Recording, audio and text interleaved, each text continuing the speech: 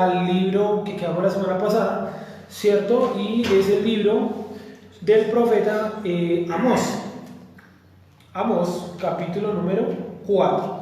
Entonces la semana pasada leímos un pedazo bastante considerable y analizamos algunos textos del libro de Amós, del capítulo 3, más o menos del versículo 11 hasta el versículo 15. Vamos a retomarlo ahí, lo vamos a leer y luego empezamos con el tema de hoy. Vamos a Amós capítulo 4, bueno, vamos realmente del 3:11 hasta el 15. Amós 3:11 al 15. Entonces venimos hablando de las dos casas. Ya dijimos que las dos casas, ambas se apartaron del Eterno y el Eterno decidió a ambas destruirlas. En el primer momento decidió destruir a la casa de Israel, ¿cierto? Enviándole al pueblo llamado los asirios en cabeza de Sargón II o Salmanasar, como aparece en la Biblia. Y en segundo momento destruyó a la casa de Judá de mano de los babilonios, ¿cierto? En cabeza llamado Nabucodonosor, el cual todos hemos. Y este sujeto invadió la ciudad santa, Jerusalén, la colocó a sitio y luego la destruyó, deportando a todas las personas de la ciudad, a por lo menos un 90%. Si Dios quiere, ese va a ser el tema que vamos a tratar la próxima semana, donde vamos a tomar apuntes mucho más fáciles todos. Y se llevó el 90% de las personas para la tierra de los babilonios, y allá los judíos se mezclaron profundamente con la cultura babilonia y luego pues fundan o aparece una casta, y yo espero que ustedes puedan investigar esto más a profundidad, una casta de sacerdotes, una casta de sabios, de iluminados llamados los magus. Sí, para que ustedes lo puedan buscar después. Hay unos documentales buenísimos en YouTube acerca del tema, y si no, ustedes pueden pues colocar en libros o demás este tema. Entonces, este tema es largo, este tema que está acá al frente, yo les pido que lo investiguen porque por ahora no es un tema que venga como a colación, sino que lo menciono porque los judíos se mezclaron en Babilonia ampliamente pues con esta temática de los caldeos. Entonces la unión entre las cosas hebreas y las cosas caldeas, por las cuales Babilonia, ¿verdad?, se mezclaron, y la mezcla que salió de eso fue esto, los magos. El texto dice que ellos, que a Yeshua lo vinieron a visitar unos magos de Oriente. El texto en griego conservó la palabra magos, porque pertenecían a esta casta de personas que se consideraban iluminadas. Ellos eran conocedores de todos los profetas hebreos, pero tenían algunas prácticas que eran anti-Torá. No digo los que visitaron a Yeshua, sino como la casta de esos sacerdotes que eran contra la Torá porque eran idólatras, ¿sí? Practicaban la idolatría. Entonces los magos babilonios, yo les pido que después lo investiguen por ahí en su casa, vean documentales y eso, y vean cómo hay cosas del judaísmo moderno que aún conservan rasgos muy profundos de la cultura babilonia. Y los magos controlaron gran parte de Europa casi hasta la Edad Media. Imagínense, es una religión que viene desde Nimrod y se mantuvo en el poder hasta la Edad Media. Entonces se imaginarán el impacto que tiene esto en nuestra sociedad actual, no solamente en las sociedades occidentales como Colombia, etcétera, sino también en las sociedades del Islam, el catolicismo. Entonces, en algún momento de la clase de historia, en los chavales nos va a tocar hablar de esto. Es un tema largo, ese tema sí es complicado, toca mirarlo todo desde un punto de vista histórico para que usted pueda ver cómo el judaísmo absorbió muchas cosas de la cultura babilonia, las cuales desafortunadamente pues nunca se fueron, ¿vale? Ahora, vamos entonces al 3:11 de Amós.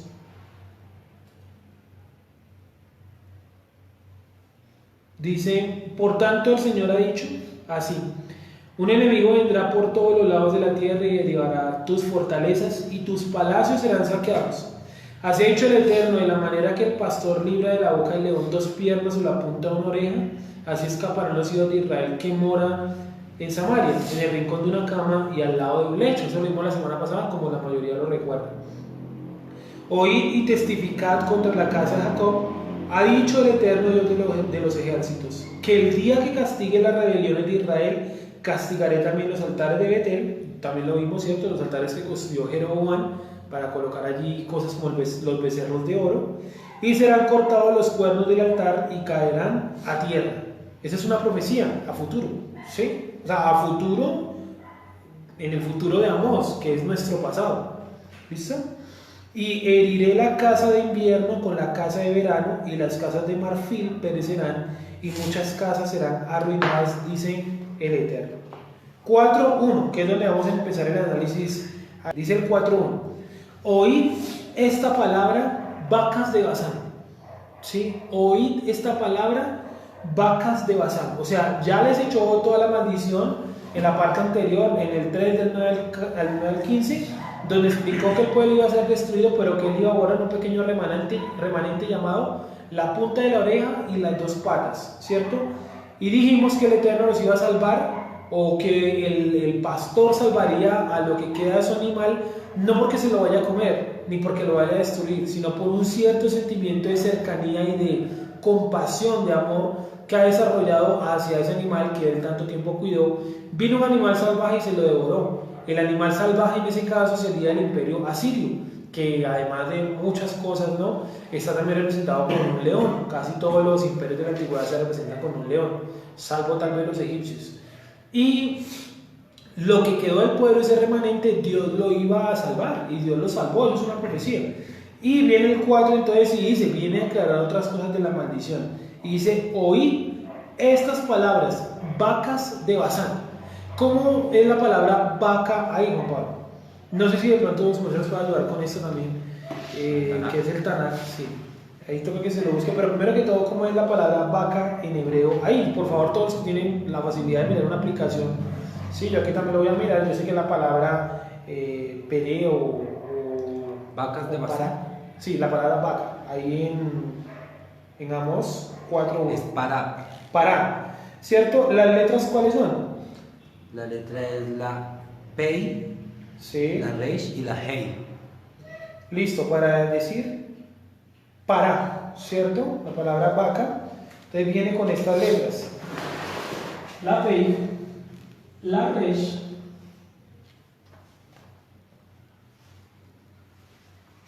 y la Hei.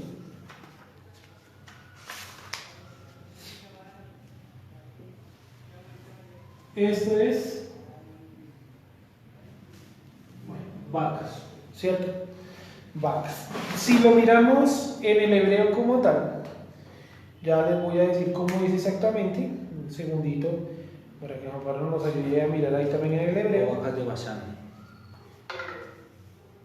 4.1, vamos 4.1. Dice parot, ¿cierto? Está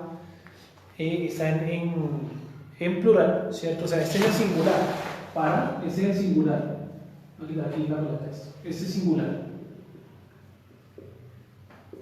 Pero en el texto lo encontramos en plural. O sea, en el texto como tal dices aquí parot. En el Tanakh, Sí. dice Paro ha Bashan. Ajá. Vacas de Basán. Sí, o sea, como nos está diciendo en el hebreo, como lo dice en el texto.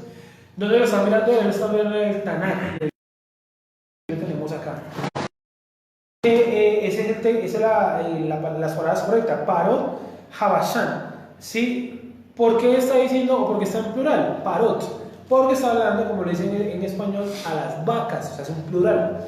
Yo coloco aquí el singular. O sea, esta es como la raíz, la palabra para. Pero hay algo interesante en esta palabra, en la palabra vaca. Y es que la palabra boca utiliza estas 2 letras. La letra P y la letra Hei. Esto es boca y este es P. Vamos a mirarlo por favor en un texto de la Biblia entonces vamos a buscar un texto de la Biblia donde encontremos la palabra boca. Yo sé que por ejemplo por allá en Génesis, donde Génesis 4.11, donde Caín mata a Abel, entonces la palabra boca ahí. Quiero solamente comprobar que sí. Es P. P, ¿cierto? ¿Y qué letras se utilizan? Es la Pei, sí, con la Hei. Sí, P, ¿cierto? Eso significa boca. Entonces, dice lo siguiente: oíd estas palabras, vacas de Basán. ¿Sí? Vacas de Basán. Entonces uno coge eso y uno dice, pero vacas de Basán, ¿por qué le va a hablar de los animales? No está haciendo referencia a los animales. Vamos a seguir y nos vamos a devolver. Miren lo que dice: oíd estas palabras, vacas de Basán, que estáis en el monte de Samaria. Samaria, la capital del reino de Israel, o sea, en el norte del país, que oprimís a los pobres. Entonces uno dice ahí, uy, ¿cómo? ¿Una vaca que oprime a un pobre? No, no está haciendo referencia a vacas del animal. Es un símil, ¿cierto? Es una metáfora que está colocando el sobrenombre de vacas a unas personas. ¿Pero por qué le colocó el sobrenombre? Y con esa especificación que sean de Basán. Dice así: oíd esta palabra, vacas de Basán, que estáis en el monte de Samaria, que oprimís a los pobres y quebrantáis a los menesterosos, que decís a vuestros señores, traed y beberemos. ¿Sí? Entonces todo el texto del 4 no a las vacas, el animal mayor, no, es una metáfora que le colocó a unas personas en Samaria. Pero ¿por qué les coloca vacas de Basán? Es lo que vamos a responder. Entonces, Basán, ¿qué eran los animales de Basán? Los animales de Basán, siempre que ustedes lean, por ejemplo, en el Salmo, creo que es 22.2, me parece, si no me equivoco, no sé si me acuerdo, me ayuda a buscar por el texto, donde dice, toros de Basán me rodean. Es un salmo que Yeshua también lo dice cuando está a punto de ser asesinado en la cruz, o a punto de morir en la cruz. Entonces él dice, toros de Basán me rodean, o cita un pasaje muy cercano a eso. Es el Salmo 22 algo. Dice Salmo 22:12. Salmo 22:12, escuchemos lo que dice. Me han rodeado muchos toros, fuertes toros de Basán me han cercado. Listo, entonces yo quiero que noten ahí lo siguiente para que entiendan el lenguaje profético. ¿A qué hace referencia el texto cuando cita a un animal que pertenece a Basán? Pueden ser toros, vacas, carneros, reyes, sí, puede ser cualquier tipo de cosa. Es que Basán era una zona donde había mucho pasto, o más bien unos pastos altos. Entonces las vacas que vivían en aquel lugar eran mucho más robustas que las vacas que vivían en alguna otra parte del país. Voy a colocar el siguiente ejemplo para que entendamos como el signo. Hagamos de cuenta que eso es prácticamente una tierra como Boyacá, donde una tierra con diversidad de pastos, muchos sabanas, ¿sí? Grandes pastizales y eso, y las vacas allí de seguro se alimentan mejor que las vacas que viven por allá en Sucre o en el Meta, porque el acceso a pastos es mucho más limitado, ¿sí? Entonces hagan de cuenta que es lo mismo. Basán era una zona de la tierra de Israel donde los pastos altos aseguraban que las vacas estuvieran mucho mejor alimentadas y por lo tanto fueran más robustas. Entonces cuando usted escucha la palabra o el término el término Basán, hace referencia a lo engordado, lo grueso, lo que está, mejor dicho, lleno de vida, de poder. Eso hace la expresión Basán. ¿Pero por qué vacas? Entonces dijimos ahorita que la palabra vaca, ¿cierto?, en singular, o parot en plural, tiene tres letras, básicamente, la P, la resh y la G. Si yo quito la resh, ¿cierto? Si yo quito la resh y dejo solamente la P y la G, tengo la palabra boca. Entonces, el problema de estos hombres que vivían en Samaria era su lengua, era su boca. Y miren, vamos a leer todo el texto. Oh. ¿Qué significa la letra resh? Cabeza.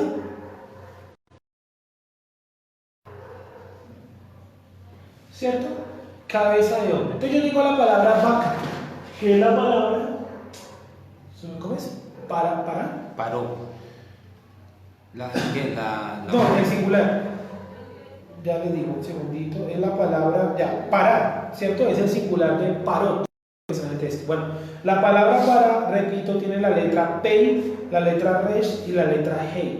Entonces yo voy a coger la de la mitad, que es la letra resh.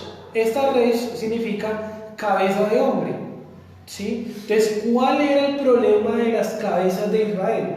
Su boca.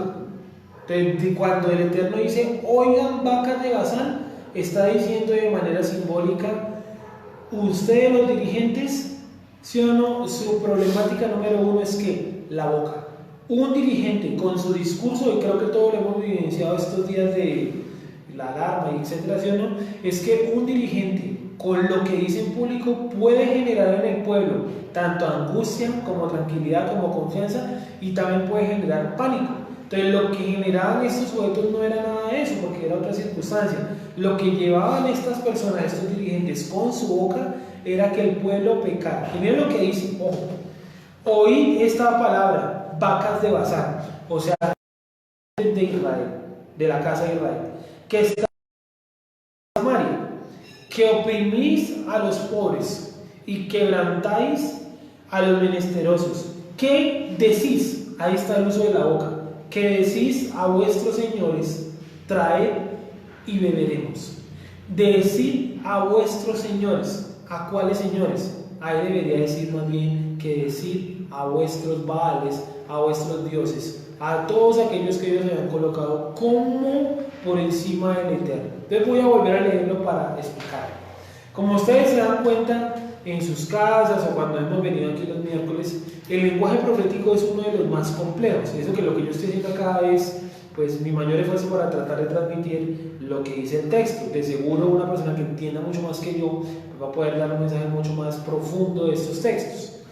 Pero como se dan cuenta son textos profundos y en un solo texto de Amós nos podemos demorar toda la hora de clase solamente mirando lo de las vacas, lo de la boca y todo lo que dice en este contexto.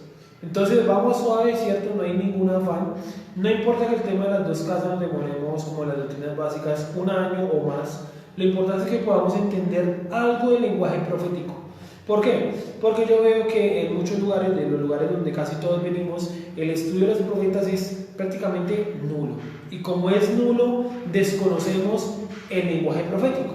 El lenguaje profético, nada más y nada menos, cuando usted lo entiende, cuando usted lo lleva a un nivel un poquito más allá de lo literal, usted empieza a encontrar referencias a Yeshua. Por ahora no hemos encontrado en estos textos nada que nos muestre directamente al Mashiach, pero conforme vamos a ir avanzando en las clases, vamos a encontrar un mensaje impresionante donde el pueblo, donde Dios le dice al pueblo, es hora de levantarte y prepararte para el castigo divino. Y es un texto espectacular y es el texto Amós 4, versículo 12. La idea es llegar hoy hasta el 13. Si nos rinde un poco el tiempo, que nos hemos demorado en este pasaje, la idea es que no vayamos con afán, sino que podamos ir analizando lo que nos dice el libro de Amós. De seguro que si usted lo lee en su casa, también puede sacar sus conclusiones, ¿verdad? Pero pues así en grupo, ya sea presencial o a la distancia, pues cada uno puede ir dando sus aportes. Entonces, si cada uno de ustedes tiene algún aporte, no importa cuál sea, o alguna pregunta, por favor váyanla colocando ahí en la caja de comentarios. Aquí vamos a estar muy pendientes para ir respondiendo y leyendo sus opiniones, porque ustedes saben que este es un grupo donde permitimos y fomentamos la participación de cada uno de ustedes. No importa que usted esté a la distancia, aquí lo vamos a ir leyendo, ¿vale? Entonces, si alguien tiene alguna pregunta o si alguien está viendo el video de manera ocasional, de pronto entró al perfil a ver de qué se trataba, etcétera, ¿cierto? Yo le pido que por favor pregunte sin miedo, sin pena. No hay ninguna pregunta tonta o mala, no se asuste tampoco porque el tema puede ser un poquito complicado, sino que más bien siéntase cómodo preguntando. Entonces voy a volver a leer y voy a volver a retomar el lenguaje profético del libro de Amós. El lenguaje profético tiene algo muy chévere y es que el lenguaje profético ayuda a que usted pueda ensamblar ideas de Amós con las de Isaías, con las de Oseas. Entonces, por ahora hemos tomado en clases anteriores que el libro de Amós tiene pequeños rastros del libro de Joel, sí, como lo vimos creo que hace unos 15 días o unos 21 días. Pero cuando cojamos el libro de Oseas, vamos a tomar cosas de Amós, cosas de Joel y cosas de Isaías. Como traté de hacer la semana pasada, mostrarles cómo los mismos libros se relacionan entre ellos y cómo hay profetas que son hasta contemporáneos y hasta que de seguro se pudieron llegar a conocer, y cómo un profeta puede citar a otro, ¿cierto? Daniel citando a Jeremías, Jeremías citando a Isaías, Isaías hablando de Jonás, de Elías. Bueno, es una cosa impresionante. Eso es una de las cosas más chéveres de toda la Biblia, en mi opinión, ¿sí? Entonces vamos al 4.1. Oí esta palabra, vacas de Basán. Entonces, vacas de Basán, por ahí subráyelo o señálelo, los dirigentes de Israel que se equivocaban era con qué, con su boca. Aquí está Pará y las dos letras de Pará que son P y Resh, que es cabeza. Entonces, Pará hace referencia a las cabezas de Israel que se equivocaban con su boca. Y lo vemos al final del versículo. Ojo, oí esta palabra, vacas de Basán, que estáis en el monte de Samaria, que oprimís a los pobres y quebrantáis a los menesterosos, que decís a vuestros señores. Miremos esa palabra señores a qué hace referencia. Sin embargo, pues como ya les dije, hacía referencia a directamente un acto de idolatría. Entonces, ¿cuál, perdón? ¿Adón? Sí, a la palabra señores.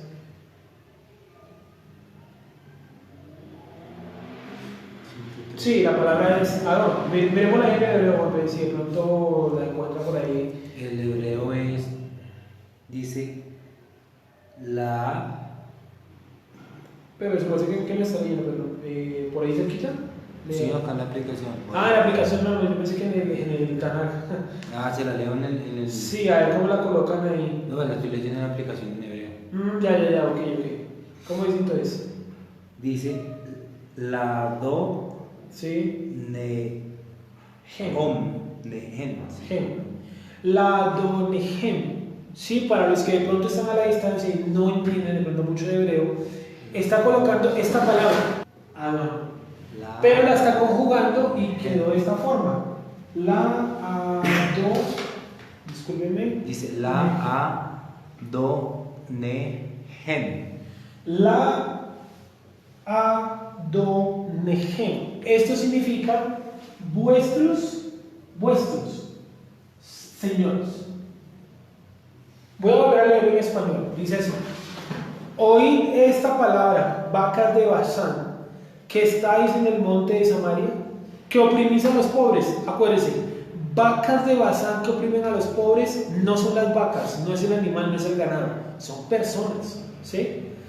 Que oprimís a los pobres y quebrantáis a los menesterosos, que decís a vuestros señores, traed y beberemos. O sea, ellos estaban diciéndole, cierto, con la boca y el símil de P a unos dioses, a unas deidades que ellos habían creado, proveemos, danos cosas. Es decir, para que hagamos un símil con la actualidad, es prácticamente como las personas que van y le piden milagros al señor caído de Buga, es lo mismo, o a la Virgen de Chiquinquirá, ¿cierto? Como cierto dirigente político por ahí, que le pide protección a un pedazo de cerámica. Por Dios, es algo muy bajo. Sí, nosotros lo entendemos ahora que estamos a este lado de la orilla, que somos hebreos, ¿cierto? Que hemos cruzado, que el Eterno nos cruzó al otro lado, entendemos que pedirle una cerámica es algo muy estúpido. Es prácticamente como usted hablar consigo mismo en país, a usted mismo, cúreme de tal cosa, protéjame de tal cosa. Entonces nosotros no podemos caer en ese tipo de cosas. Pero voy a explicar ahora de manera total el versículo. Antes de explicarlo, vamos a leerlo en el Tanakh, a ver cómo lo coloca la redacción judía ortodoxa. Amós 4.1. Escuchemos ahí en casa, por favor. Dicen: oigan esta palabra, oh vacas de Basán, que están en el monte Shemerón, que oprimen a los indigentes, destrozan a los menesterosos, diciendo a sus maridos, trae y beberemos. Exacto, a vuestros maridos, ¿sí o no? Eso está relacionado con algo de Oseas. Sin embargo, no lo voy a mencionar en este momento porque nos tocaría ir a leer Oseas, donde Oseas dice: en aquel momento ya no me llamarás más Baal, o sea, mi señor, sino que me dirás esposo mío. Sí, entonces vamos a ver, mi Adonai, lee Adoni, creo que dice ya en Isaías. Entonces, eso lo vamos a ver en Isaías. Por ahora quiero que nos quedemos solamente con lo siguiente: oíd esta palabra, vacas de Basán, reyes, dirigentes de la casa de Israel, que habían pecado con su boca. ¿Por qué dice que son de Basán? Pues claro, porque se habían enriquecido. Es más, se habían enriquecido tanto que ahora estaban ¿qué? Oprimiendo a los pobres y quebrantando a los menesterosos. Ahora, yo quiero que nos pongamos un poquito en contexto. ¿Cómo usted oprimía a los pobres en la época de la Torá? Sí, porque bueno, hoy en día se puede dar para muchas interpretaciones y opiniones y de pronto hasta opiniones contrarias entre algunos de nosotros. Bien, normal, estamos en la época moderna. Pero en aquella época, en la época agrícola, en la época de la Torá, en la época del sacerdocio, ¿cómo oprimía yo al pobre? ¿Qué opina Juan Pedro? ¿Qué opina usted? ¿Cómo yo oprimía, o cómo oprimían estos tipos a los pobres y a los menesterosos?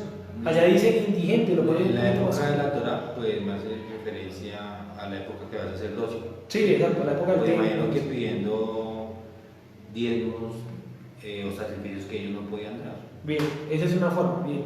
O sea, digámoslo de esta manera, presionándolos a llevar cosas que la gente no podía dar. Sí, colocándolos en la cara. Una que no tiene los recursos económicos para dar un becerro. Exactamente, es decir, como si yo colocara un tope, vamos a traer todos becerros. cuando la Torá colocaba era que el pobre menesteroso tenía que llevar 2 tórtolas, y si no tenía las 2 tórtolas podía llevar hasta un puñado de harina. Sí, la importancia no era que se llevaba, sino el corazón, la disposición con la que se llevaba. ¿Sí o no? Eso creo que la mayoría lo sabemos. Voy a volver a leer. Oíd estas palabras, vacas de Basán, que estáis en el monte de Samaria, que oprimís a los pobres y quebrantáis a los menesterosos. Bueno, Juan Pablo nos dijo algo muy interesante, y es exigiéndoles cosas de los diezmos o de los sacrificios que la gente no podía llevar. Esa es correcta. Otra cosa, como yo hubiera podido oprimir a los pobres en aquel momento, que la gente hubiera traído, como usted, los diezmos para que los repartieran a los pobres, y el sacerdote y el rey se quedaran con todo. Entonces uno dice, no, pues yo llevo mis diezmos al sacerdote y según la ley pues él repartirá entre pobres, viudas, huérfanos, ¿cierto? Pero no, resulta que el tipo lo que hacía, las cabezas, acuérdense, las cabezas de Israel, lo que hacía era que se enriquecían con los diezmos, igual que hoy en día. Es increíble, ¿verdad?, que en este país prácticamente ninguna iglesia grande tenga un programa de dar impacto social con la cantidad de dinero que recogen. Por lo menos, listo, no paguen impuestos, pero devuélvanle algo a la sociedad que sirva, ¿cierto? Más allá de un culto de 2 horas donde hora y media es cantando y diciendo estupideces allá al frente. Entonces lo mismo, eso es una opresión a la gente. Cuando la gente lleva su dinero de un buen corazón y el dirigente lo utiliza para enriquecerse, los están oprimiendo, los están robando. Porque ese dinero que usted da con una buena intención debería o podría ser usado en otros fines. Sigamos entonces. Dice que decís a vuestros señores elementos de idolatría, Dios es cierto, traed y beberemos. Vamos con el 2, miren todo lo que nos demoramos en un solo versículo. Normal, porque estamos en un estudio detallado, o por lo menos intermedio, de la profecía.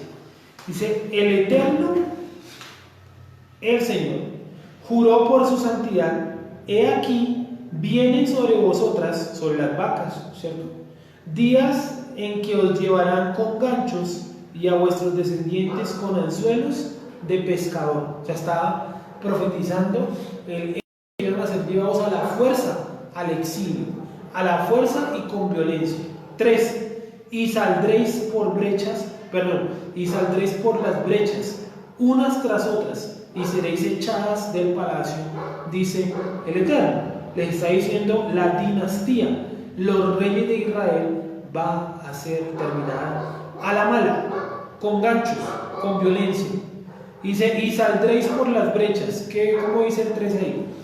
Dice, por las brechas que tenga frente a ella, saldrá cada una, y serán arrojadas al harén del palacio, dice el Eterno. Listo, entonces, ¿qué es lo que está diciendo ahí? Básicamente lo mismo que en la Reina Valera, y es, saldréis por la brecha. O sea, prácticamente en los lugares donde ellas se iban y se escondían de la mano de los asirios, hasta allá el Eterno iba a mandar a buscar por ellos para que la sacaran, haciendo referencia a los que dirigían a nuestro pueblo.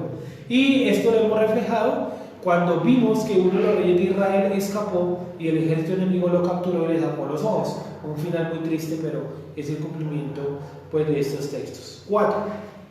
Y a Bet-el y prevaricar, aumentad en Gilgal la rebelión. Lo está retando, no es que él apoye ese comportamiento. Y traed de mañana vuestros sacrificios y vuestros diezmos cada 3 días. ¿Qué encontramos ahí? Algo impresionante. Dice lo siguiente: aumentad en Gilgal la rebelión y traed de mañana vuestros sacrificios y vuestros diezmos cada 3 días. Señor. Dice Claudia Patricia, otra forma de oprimir a los pobres podría ser en el momento de cosechar. Recogen todo y no dejan los frutos caídos para los pobres. Muy bien, ese es un mandamiento, ¿cierto? Donde dicen no, colocan un término muy raro, me acuerdo de una versión en español que dice expulgar, no expulgarás hasta los rincones de tu sembradío, ¿cierto? De tu cosecha. Y es porque esos lugares le pertenecían a las personas que eran pobres, y lo que se caía, como leemos en el libro de Ruth, le pertenecía también a los pobres. Entonces supongo que otra manera de oprimirlos era eso, que no se dejaba que los pobres tomaran pues de los campos, de las esquinas de los campos, ni tampoco de lo que se caía. Esa es una buena explicación, un buen comentario. ¿Alguien de pronto algún otro? No, hasta el momento solo lo dio Patricia. Bueno, vale. Y dice 4. Y a Bet-el y prevaricar, aumentad en Gilgal la rebelión y traed de mañana vuestros sacrificios y vuestros diezmos cada 3 días. Un momento, ¿cómo así que los diezmos cada 3 días? O sea que efectivamente, como dice Juan Pablo, estaban oprimiéndoles, pidiéndoles cosas que ellos no podían dar. ¿Cómo usted va a dar el diezmo cada 3 días?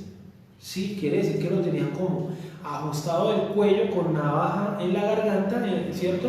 Con el cuello contra el piso, tráigame cada 3 días los diezmos. Imagínense entonces cómo se llenaron de dinero los sacerdotes y los dirigentes del pueblo, si cada 3 días había que llevarle los diezmos. Eso es como si usted llevara los diezmos también en un espacio de cada 3 días. Pues obviamente en menos de un mes el pastor se puede hacer millonario con una audiencia de 20 personas, obvio, se llenan los bolsillos de la ignorancia de la gente. Entonces ahí tenemos dos culpables, la gente por ignorante y el tipo por aprovechado, que también es un ignorante, sí, porque un sabio entiende lo que la escritura dice y no se aprovecha del desconocimiento de otros. Por eso nosotros, abro paréntesis, como grupo tenemos que darle mucha asistencia o ayuda a las personas que son nuevas. No es el hecho de que porque ya somos antiguos o porque ya conocemos algo, entonces yo no le explico nada nuevo, no, porque en algún momento usted también fue nuevo y de seguro también le tocó pasar por la palestra y por el título de nuevo y formarse de cero, y nosotros tenemos esa misión como grupo, ¿cierto? Ese objetivo, y es que los nuevos tienen que ser formados igual como fuimos formados todos, desde cero, con calma, con mucha paciencia, ir quitando lentamente cada una de las barreras, paredes, argumentos que colocamos en nuestra cabeza cuando creíamos en otro Dios que no era el Dios de Israel, ¿vale? Dice entonces: id a Betel y prevaricad, aumentad en Gilgal la rebelión y traed de mañana vuestros sacrificios y vuestros diezmos cada 3 días. Debemos la opresión. No hay un pueblo que resista diezmos cada 3 días. Lo aguantarán un mes, al segundo mes ya están todos revolucionados. Menos el tema de los sacrificios, que no podía quedar. Exactamente. Imagínense ese matazón de animales que hacían con tanta carne. ¿Quién sabe? Me imagino el desorden que tenían a todo nivel. 5. Y ofrecer sacrificio de alabanza con pan leudado. Ofrecer sacrificio de alabanza con pan leudado. Vamos a leer ese versículo en el Tanakh. Ese versículo, disculpen, también tiene algo muy chévere, y es con la palabra, o como la manera que lo colocó la Reina Valera, no se entiende mucho lo que trata de decir el texto. Ya lo vamos a mirar. ¿Cómo dice? 4 y 5. Sí. Dicen: vayan a Betel, cometan delitos en Gilgal, aumenten en delinquir y traigan de mañana vuestros sacrificios y cada 3 días vuestros diezmos. Quemen de masa lo ayudaba para ofrenda de gracias y proclamen las donaciones para que sea oído, porque así ustedes, hijos de Israel, aman, dice el Adón, el Eterno. ¿Cómo dice el 5 la parte de la masa leudada? Dice: quemen de masa leudada. Quemen masa leudada. Miren que la Reina Valera colocó: y ofrecer sacrificio de alabanza con pan leudado. Sí, este versículo de la Reina Valera fue interpretado, no quedó traducido. El tipo que lo tradujo seguro no encontró alguna manera lógica de colocar los términos en español, y lo que hizo fue tratar de darle una interpretación de lo que decía en el hebreo. Entonces, siempre que ustedes lean los profetas, la Torá, o hasta los textos del Nuevo Testamento, del Brit Hadashah, por favor, tomen los textos también en griego o en hebreo y traten ustedes mismos de averiguar qué nos dice, así sea con las raíces, lo mínimo, ¿sí? ¿Qué nos trata de decir el texto? Este versículo, por ejemplo, puede colocar la palabra pan. Ahí no está la palabra pan, ni tampoco está la palabra masa. Aparece la palabra leudar, ¿sí? Incluso, si ustedes van y miran en el hebreo, van a encontrar la palabra mehamesh. Quiero que por favor Juan nos comprueben que en el capítulo 4, versículo 5, está la palabra mehamesh, que significa leudar, o incluso puede hacer referencia a simplemente levadura, es decir, parte del culto. Hametz. Hametz. Ya la miro en el hebreo. Eso, esa es la raíz, la que nos acaba de leer Juan Pablo, la raíz de la palabra. Entonces, mientras que Juan Pablo nos va ayudando a mirar en el hebreo, por favor, vayan tachando la palabra pan, porque eso no está ahí. Dice Mehametz.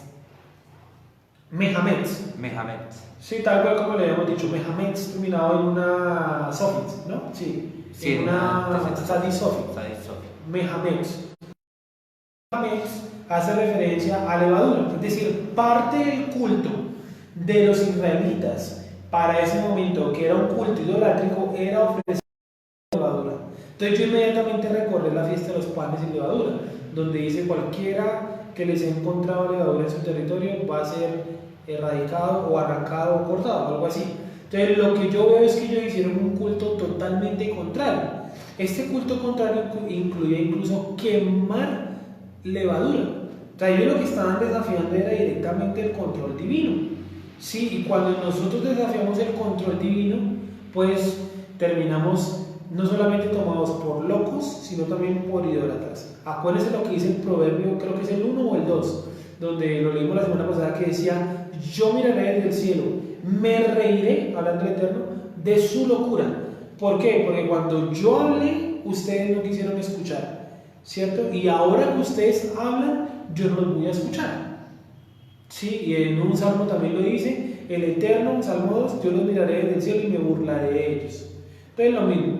Ahora vamos a volver a leerlo con un poquito más de sentido. Dice, el versículo 4 y el versículo 5, lo que está haciendo Dios es un reto, los está retando, los está confrontando. Dice, el sacrificio de alabanza con pan leudado. Entonces, lo que debería decir el texto es: queme levadura en modo de agradecimiento. Sí, eso es lo que debería decir. Sigan quemando levadura en forma de agradecimiento. O sea, Dios los está confrontando.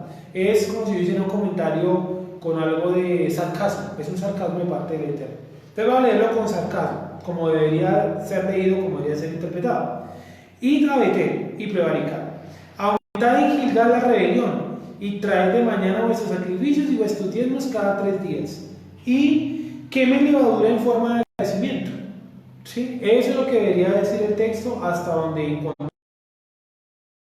Entonces, en lugar de y ofrecer sacrificio de alabanza con pan, coloquemos lo siguiente: queme levadura en forma de agradecimiento.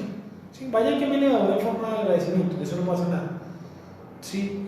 ¿Por qué? Porque ellos habían hecho un culto contrario a lo que era la fiesta de los panes sin levadura, en la cual yo tenía no solamente que comer panes sin levadura, sino también sacar de mi casa y de mi territorio toda la levadura. ¿Y qué hacían estas personas? La quemaban.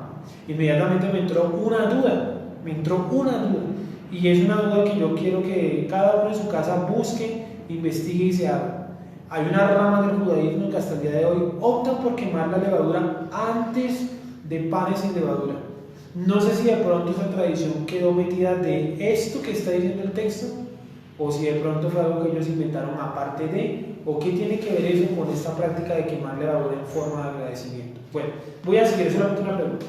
Y proclamar, publicar ofrendas voluntarias, pues que así lo queréis, hijos de Israel, dice el Señor. ¿Sí? Entonces, cuando traían un sacrificio, eso hacía, mejor dicho, tremendo escándalo, alboroto, lo que habían traído un sacrificio. Ustedes saben muy bien que la cultura hebrea no funciona así.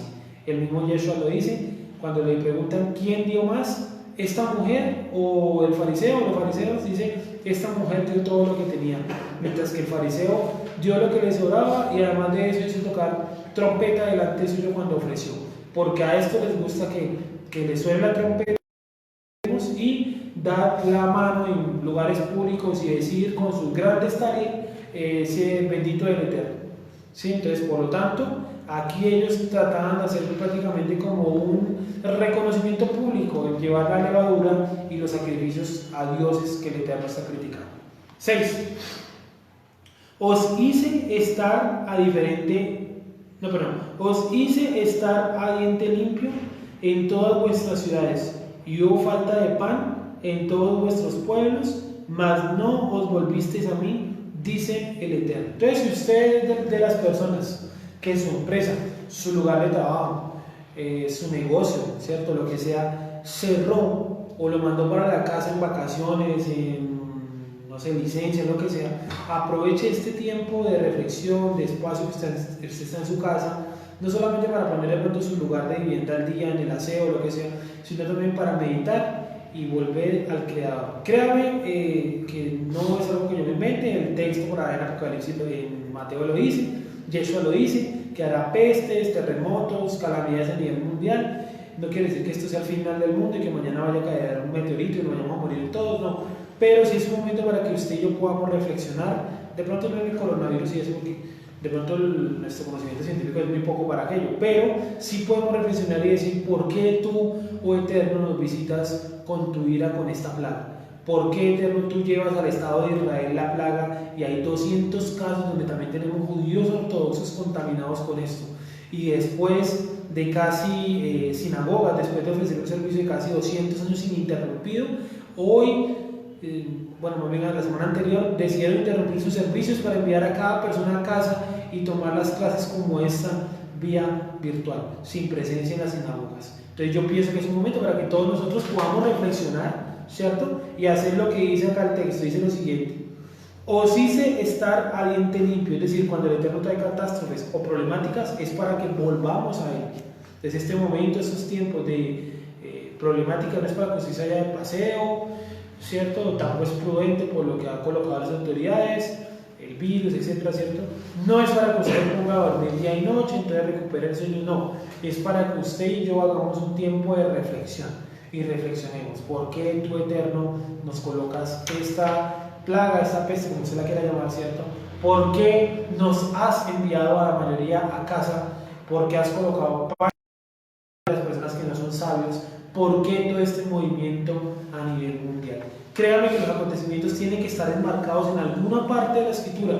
Desafortunadamente hoy en este momento yo no lo sé, pero en algún la escritura tiene que haber hablado de tiempos como este, en el cual el Eterno pide que nosotros, en lugar de ponernos a perder el tiempo en bobadas, más bien nos pongamos a reflexionar y decir, sí, debemos volver al Creador, porque algo peor y cosas peores podrán venir en un tiempo cercano. Dice: os hice estar a diente limpio en todas vuestras ciudades, y hubo falta de pan en todos vuestros pueblos, mas no os volviste a mí. El Eterno coloca la prueba, coloca las cosas difíciles, los momentos duros, para que nosotros volvamos a Él. 7. También os detuve la lluvia 3 meses antes de la siega, e hice llover sobre una ciudad, y sobre otra ciudad no hice llover. Sobre una parte llovió, y la parte sobre la cual no llovió se secó. Vamos a volver a leer. También os detuve la lluvia antes de la siega. ¿Qué causaría que el Eterno detuviera la lluvia 3 meses antes de recoger la cosecha, antes de la siega? Pues generaría que si hay una sequía de 3 meses antes de recogerlo, cuando usted lo vaya a recoger a los 3 meses, eso va a estar como marchito, seco.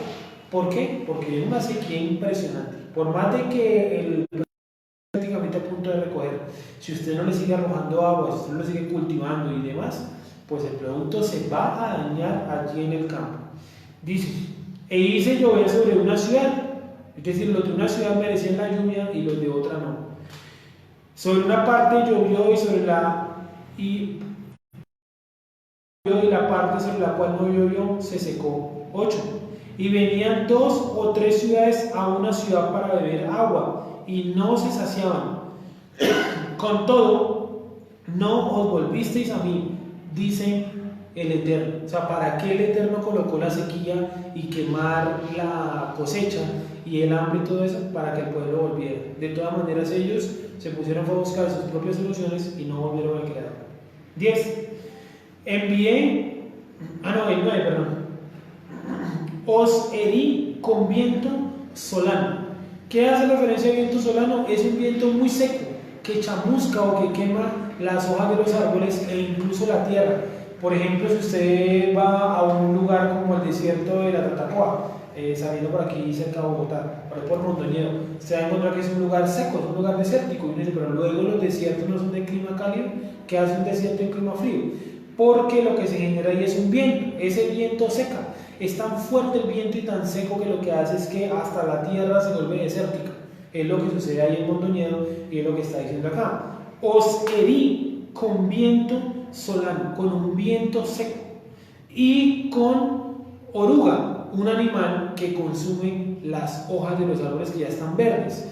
¿Cuál es el problema con la oruga? Que la oruga no es que se coma una hoja completa y se coma un montón de hojas completas, no.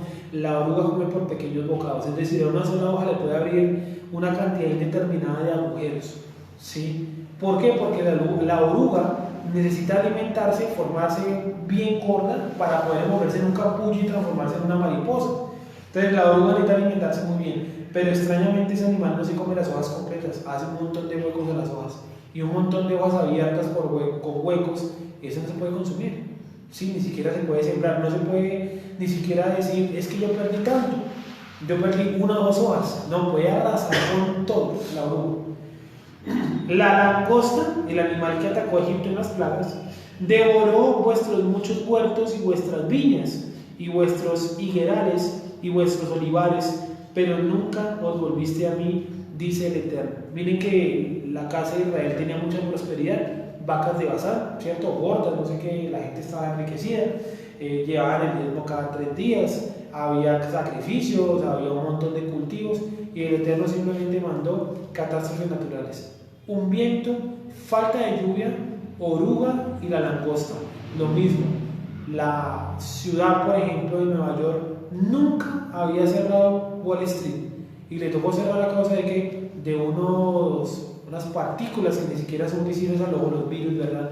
La cual está pues matando a un montón de personas a nivel mundial y afectando la economía. Entonces miren cómo el Eterno puede cambiar la estabilidad del planeta con algo tan sencillo como un virus o algo como lo dice acá en la tierra, un viento, un simple viento puso a los israelitas a pasar hambre, una oruga o un conjunto de orugas, un animal llamado la langosta, colocó a toda la economía del reino de Israel en jaque.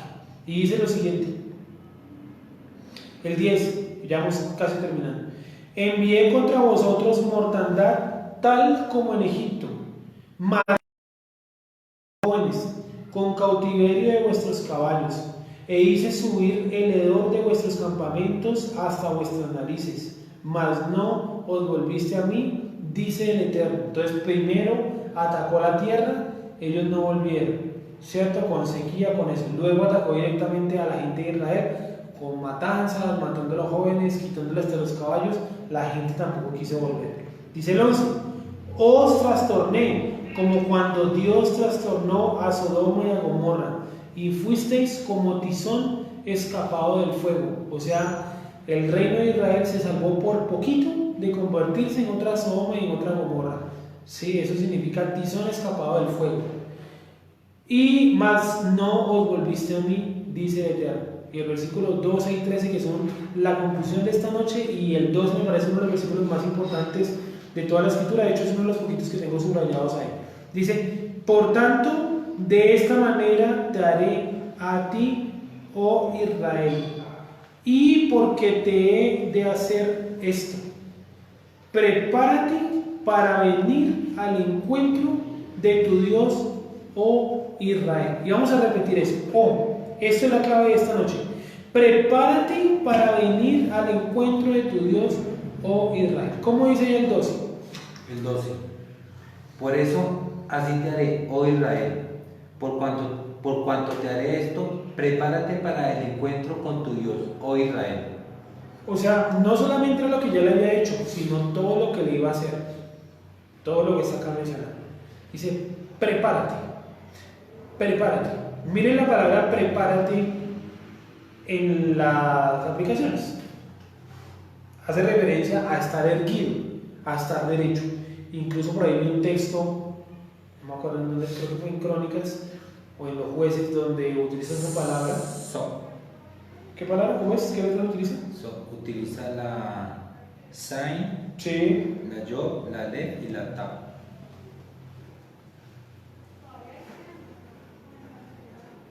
Entonces, ese es el versículo 12. Sí, ¿Qué número de hebreo es? ¿Qué número de hebreo es? Es el hebreo, prepárate, 2063. Sot, ¿cierto? La Zain, la Aleph y la Tab. ¿Sí? Zain, Aleph, Tab. Prepárate. ¿Cierto? ¿Qué significa? ¿Qué significa? Dice así, con esto, en esto, esto, ella, las mismas, por esto, porque, más, No, pero ese es el por esto prepárate. Es la palabra prepárate. Es la palabra del lado, es la palabra. Entonces no, estoy mal, es Ken. Es la K con la nun sófico. Eso. De aquí, justo, pero usualmente como adverbio o conjugación, rectamente o así, en varias aplicaciones a manera. Bueno. Tiempo y relación. Eso. Entonces, vamos a volver a repetir este pedazo para que nos quede claro. La palabra preparar en hebreo es el hebreo 3559. ¿Cuál es ese hebreo 3559? 35, 50, 36, 51. ¿Qué dice? Dice Ken. Sí, ¿y qué significa? Dice propiamente enderezar. Enderezar, eso. Entonces, enderezate, ¿cierto? Voy a cambiarlo. No dice prepárate para venir al encuentro de tu Dios, oh Israel, no. Enderezate para venir al encuentro de tu Dios, oh Israel. Enderezate, párate derecho, ¿cierto? Sé erguido.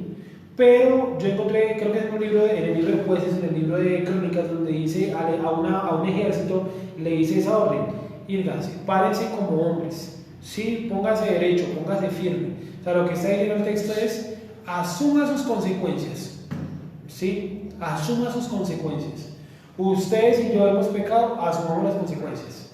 Asumamos las consecuencias de nuestros actos y preparémonos para el encuentro con nuestro Dios. ¿Qué es prepararnos? Entender que Él va a colocar disciplina por nuestros actos, sin importar cuáles sean. Él va a colocar disciplina. Entonces yo quiero que nos llevemos eso el día de hoy. Sí, de pronto lo que expliqué anterior pudo haber sido algo complejo, pues no tenemos la facilidad de estar acá, intercambiar ideas, que eso facilita mucho el aprendizaje de todos, hasta el mío también. Pero yo creo que lo que llevemos el día de hoy es lo siguiente, y es: prepárate, ¿sí? Prepárate, ponte derecho, asume tus consecuencias, porque ya se aproxima el encuentro con tu Dios. ¿Cómo así tus consecuencias? Si usted y yo no hemos vuelto a las citas, no hemos vuelto a los rojodesh, no hemos vuelto a los shabbats, no hemos vuelto a los mandamientos, no hemos cumplido conforme a lo que dice la palabra, de repetir de día y de noche, de levantarse al acostarnos, si no hemos cumplido con eso, preparémonos, porque va a venir el encuentro con nuestro Dios, y Él, como Dios justo, porque es el único Dios justo, ¿cierto? Como Dios justo tiene que colocar disciplina por nuestros actos, y eso es lo que le está diciendo a la casa de Israel: prepárese porque su maldad ha sido mucha, y yo le he colocado muchas advertencias para que usted vuelva. No sea que de pronto esto de la situación, una de esas advertencias de decirnos a nosotros, muchachos, vuelvan. A veces nos quejamos porque no tenemos tiempo para estudiar por el trabajo, por el transporte público, por etcétera, infinidad de cosas. Pues ahora, por diferentes medidas, vamos a tener algunos días, horas extra, yo qué sé, donde vamos a poder tener un momento de espacio, donde vamos a poder volver a eso que nos manda este texto. Y yo creo que la situación, más allá del pánico y eso, es que podamos tener un momento de reflexión para que podamos volver y para que podamos asumir las consecuencias, asumimos las consecuencias de nuestra transgresión. No sé si alguien haya dicho algún comentario o algo hasta ahí. No, hasta el momento no haya dicho nada. ¿Alguien hasta ahí tiene preguntas, comentarios, algún tipo de observación? Todavía no hemos terminado, pero ya casi vamos a terminar. Dice el 13. No es Ken, es la Ken. La Ken. Creo que Ken es la raíz, ¿no? Sí, debe ser. Y realmente en el texto está la palabra Hikon. Usted la puede ver ahí. Hikon.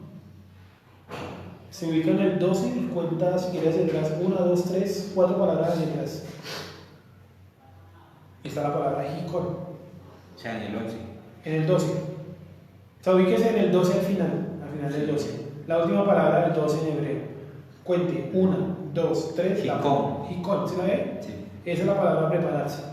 Entonces, esa palabra prepararse, vuelvo y repito, hace referencia a: vamos a colocarle el pecho a la situación, vamos a asumir nuestras consecuencias. Entonces, el Eterno le está diciendo a Israel: mira, yo castigaré a tus dirigentes, voy a castigarlos a ustedes, voy a castigar sus cultivos, voy a castigar toda su prosperidad y todos sus cultos paganos. Yo les he advertido acerca de todo esto, ¿cierto? Más o menos estoy resumiendo el mensaje. Y dice: y ahora ustedes no quisieron volver, entonces prepárense porque viene el encontronazo con Dios. Siempre, que es una frase o enseñanza que daba Don Nelson hace un tiempo, y es: al final del camino, sin importar la decisión que usted tome, sea conforme a la Torá o sin la Torá, al final del camino está el Eterno esperándolo, ya sea para pagarle conforme a su buena obra o pagarle conforme a su mala obra. Y el pago es justo, porque la Escritura es deudor de nadie. 13. Porque he aquí el que forma los montes y crea el viento. Ese es un texto que me gustó mucho, el de crea el viento. Crea el viento. Él crea el viento. Sí, Él crea el viento. Y la palabra es la misma palabra que utiliza para crear en Génesis. Es la palabra bara. Solamente pues que aquí está conjugada de otra manera, dice uboré. Sí, no sé si como nos pueden mirar ahí la tercera palabra del texto, en el texto 13. ¿La de crear o formar? La de crear. Dice para. Bara. Ahora mírenla por favor en el hebreo, ya sea en el canal o en la aplicación. En el hebreo. La tercera palabra.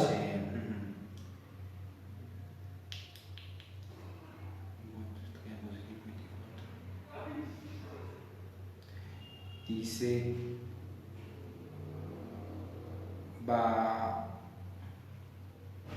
Baboré. No, No. Ajá. Uboré. Uboré, ¿cierto? Uboré. Eso significa el que crea.